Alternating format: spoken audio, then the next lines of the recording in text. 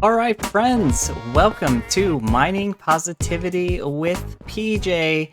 And today is the Monday Mine. So we are going to get out here and start heading down to our little mining area and start mining some more iron.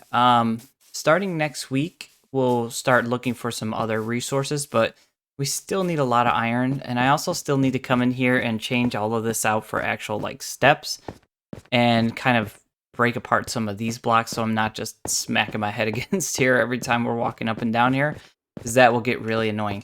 You know what else is really annoying? That gravel. Why? Why? Actually, there's a piece of iron right there. I'll take that. All right, we already got our first piece going. So yeah, we'll just get down here.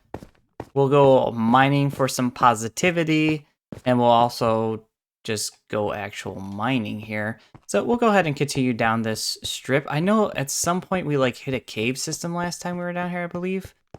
And we kind of veered off a little bit. But we'll just continue on at level 14. Yeah, we went down there. I see something blue down there. What is that? Is that like a glow squid? Is that even in water, or is it just like chilling? Oh, weird. Okay. Let's pretend like that didn't even happen. So I don't have much food. Actually, I probably should have fed the cows before I came down here. Because, like, food is definitely something we don't have a lot of right now. So, and mining I mean, it's not like the most labor-intensive thing. It's not like you're going to burn through. Really running and jumping is what really costs you just a ton of your hunger fatigue. So we'll just watch that.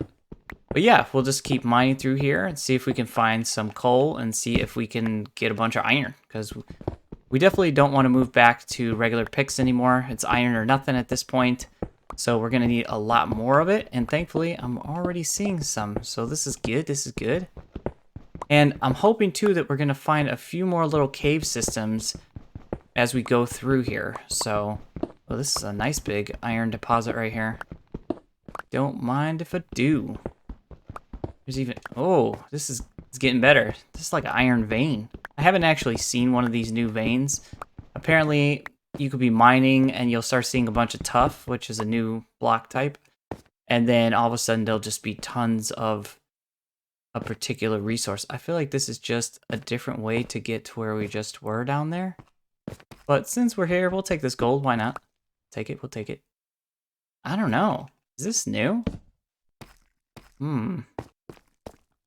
Seems interesting. Let's take a look down here. See what's going on. Look at that sneaky little iron hiding underneath this lapis, which we kind of need anyway, so we'll take that. Oh yeah, this is already fantastic. I've barely been mining at all. And we've got quite a bit of iron here. And just wait until we start getting things like fortune and stuff on our pickaxe. Oh, speaking of, you know, gravel, I see the little dust particles falling, which means if I was to hit that, the whole thing's going to go caving in on me, which we will not be doing. Oh, hello. So that looks pretty lit down there. Is that where I was? No, that's a lava stream. We could put a bucket of water and just hop down there and see what's up, but nah, I don't really want to go doing all that right now. What we really need is just a lot more iron. We're still in the very early game, so we want to get some things set up. Plus, all this jumping, not good for my hunger meter here.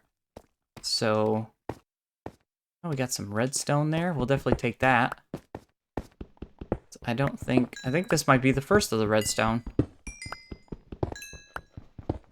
Yeah, so let's get this all mined up. And so, okay, let's talk about our positive thought of the week here. And so I go on these walks a lot, both for physical exercises, kind of like my way to prep before a workout is to just go on like a couple mile walk to get my blood going, get my mind cleared, that kind of thing.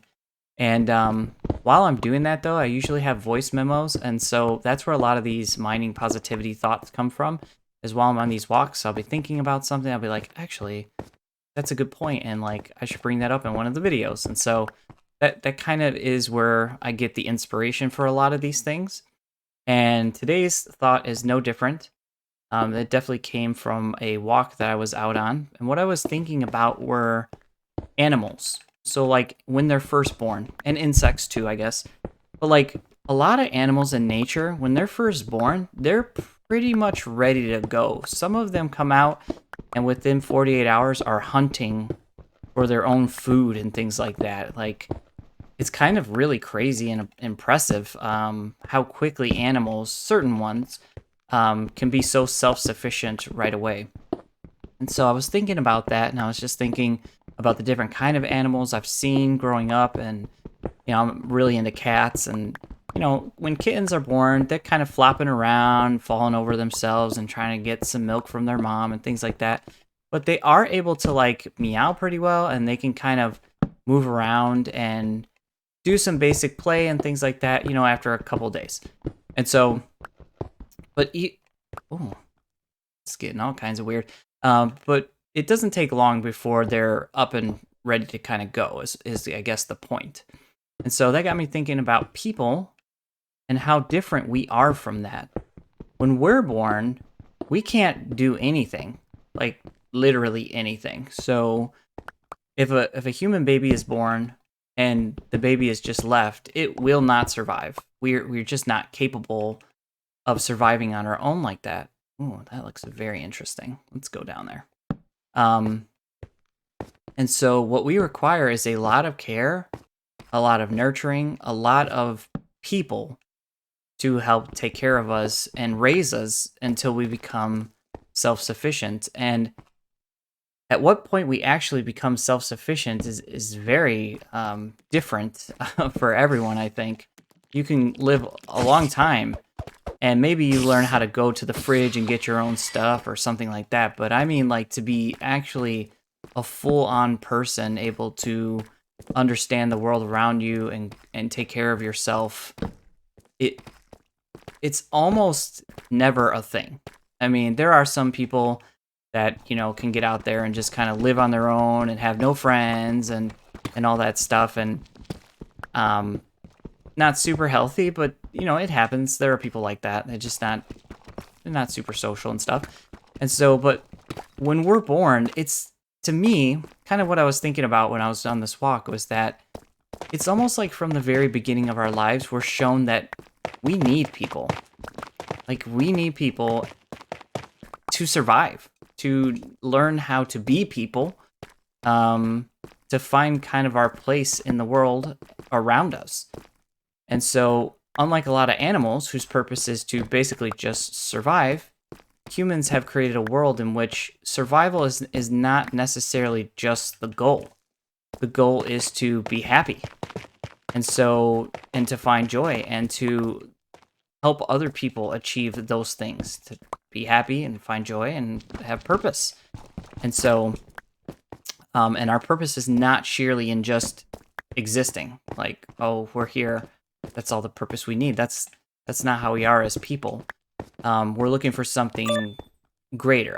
And that's not everybody, but I would say for the most part, people are looking for a reason to be. And so I was thinking about all that and thinking about how much we need people and friendships. And I thought, it'd probably be a good time to talk about just like friends. And we've kind of talked about some of this stuff before, but I think it's a good thing to revisit from time to time, especially when we're talking about positivity, because if you want to get really positive, if you want to feel a lot of excitement and joy and happiness in life, the best way to do that is to be around other people that can do kind acts for you and that you can do kind acts for as well. Doing something for someone else is always going to bring you a more substantial joy than someone doing something for you. So you've probably experienced something like this before in your life where, you got like a birthday gift and that like was cool. Like, oh yeah, awesome. Thank you so much. And you've probably, hopefully have done something like some volunteer work for, people in need. Maybe somebody's house burnt down and you helped them. I'm just trying to think of examples I've been involved with, but like, like you made dinners for people or supported someone when a family member passed away or something like that. Those type of events and those types of things, when you do them, give you a much more substantial, long-lasting joy than say, getting a gift, or somebody, helping you with something simple like giving you a ride somewhere or something like that. So, but for them, I bet you it lasted and was more meaningful when they were actually doing those things for you. That made them feel really good. So we need friends, we need family, we need people around us, right? And so I'm just going to go over 3 practical things that we can, just because I've really been on this top 3 kick for a while here. I'm kind of liking it. But just 3 things that we could talk about that we could take this knowledge and actively apply it into our lives. So, 1, if we have friends and we need friends to kind of make ourselves feel a bit more whole, then we need to make time to connect with those friends. And so life gets busy. There's school, there's work, there's hobbies, there's the requirement of physical activity to stay healthy. There's all these different things that are pulling at our time all the time. And if we're not careful, months, weeks, years go by and we don't speak to the people that we love and care about. And so we need to actively make an effort to prevent that from happening. And thankfully, technology can be a great help with things like that.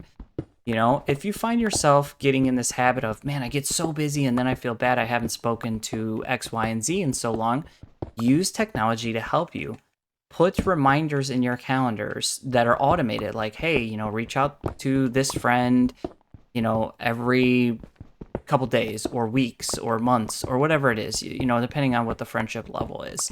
And then you'll have that reminder, and if you're faithful to it, then you'll reach out and you'll stay connected on a regular basis with that person.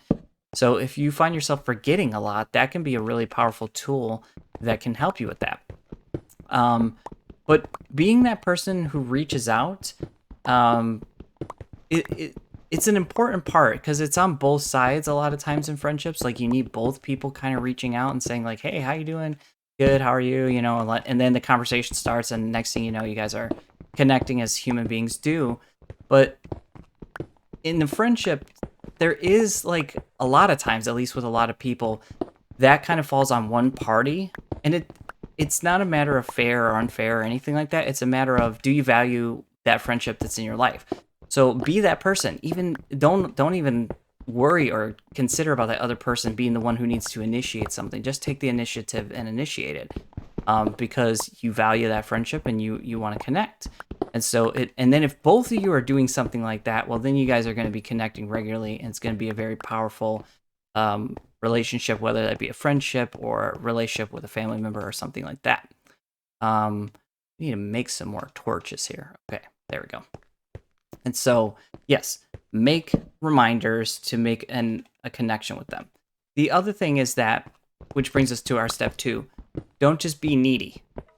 So when you're reaching out to your friends and you're connecting with them, don't connect up and say, hey, I got something I need to tell you, and then go on and on and on about something horrible or something great that happened in your life, and never even ask them how they're doing. I hear skeletons, and that's making me think maybe there's a spawner around here or something.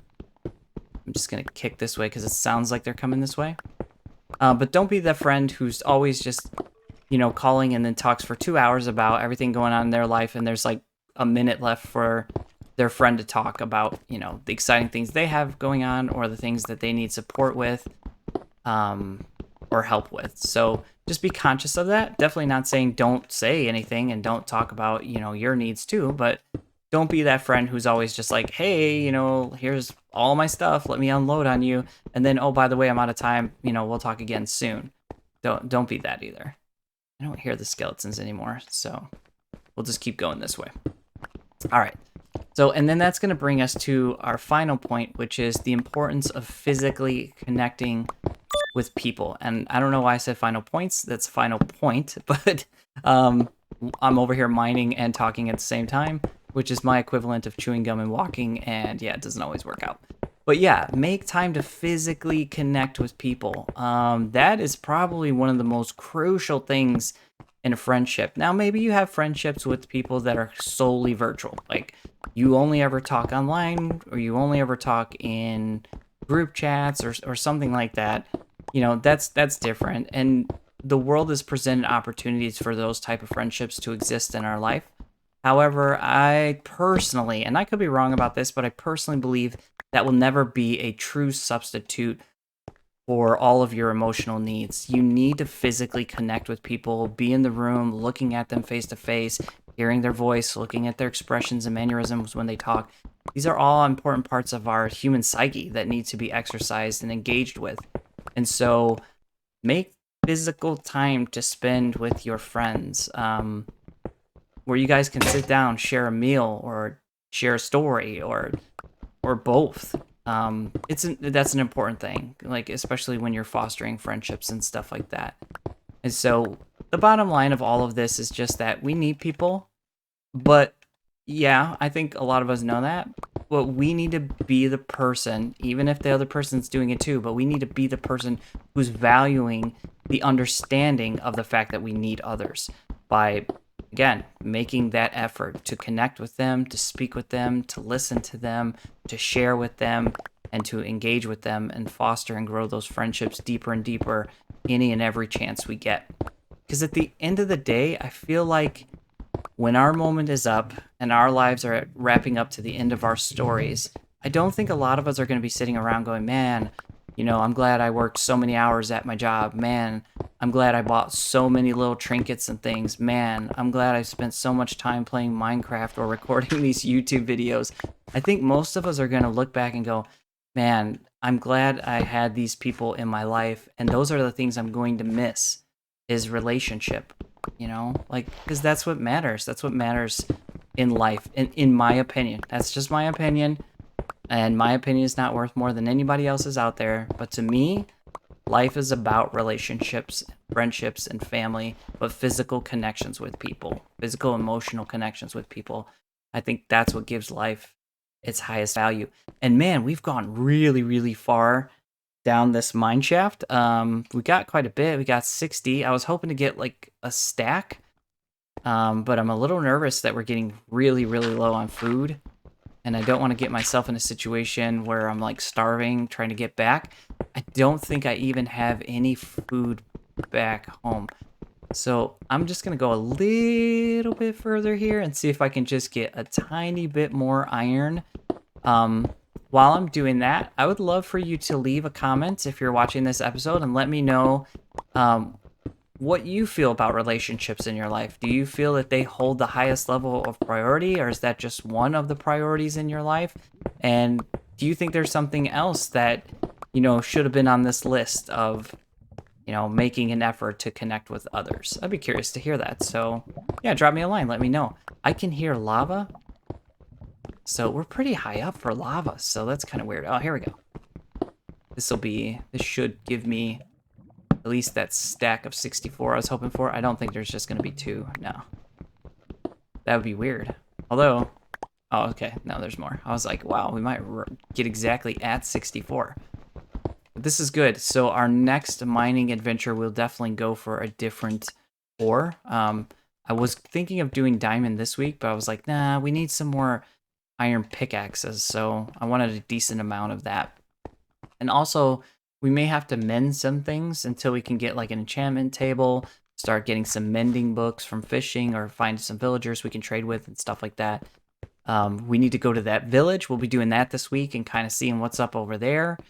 Yeah, so we got lots of cool things, but I'm going to head back and I want to wrap this episode up at the swamp and see if we can just catch 3 things like we did. What did I do with my fishing rod? But see if we can just catch a few. Oh, it's right there in my hotbar.